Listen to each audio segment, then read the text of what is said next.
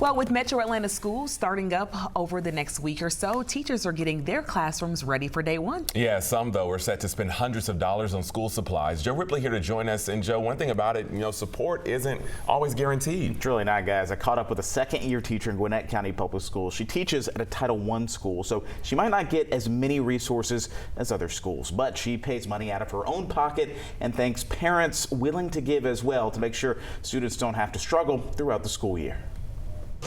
Giselle Velez is the first in her family to go into teaching. She's getting ready to enter year 2 at Hopkins Elementary School in Lilburn. I was a first-gen immigration graduate, so now I just wanted to give back to my community and be an inspiration for others. Velez says she'll typically spend around $150 on school supplies for her classroom. Pencils, pens, third grade, they start to learn how to edit their paper, so that's where the pens come in. Walmart digital fulfillment coach Denier Jenkins calls the weekend before back to school one of the busiest store-wide, both in person and online. We make sure that we have more staffing than usual. We try to make sure we got people in every place that's needed, especially when that customer demand spikes. Jenkins says as prices spike due to inflation, the store is committed to making essential supplies more affordable. These are the lowest prices that we've had since 2019. Times are hard right now, so we want to make sure that we can do our part as a store and as a company just to make sure that we're providing the best that we can. Pharmacy manager Pantia Mortazavi says hand sanitizer and disinfectant spray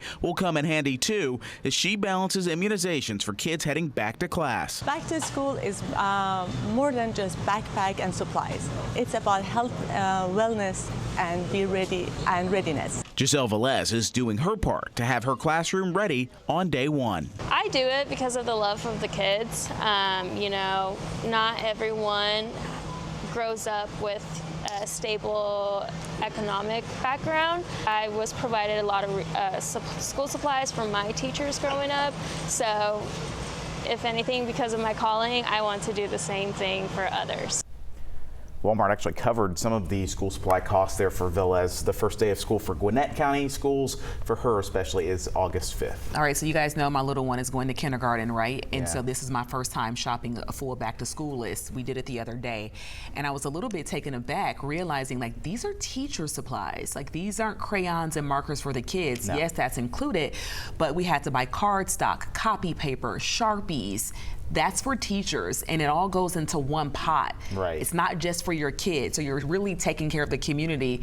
And I was like, oh, this is why. This is a big need. Yeah, and if you can, buy a little extra supplies, you never really know. Some families are struggling a little bit more than others, so it's really mindful. If you can buy a little extra, provide for the whole class, that would be great. That's a good point. Joe, thanks so much.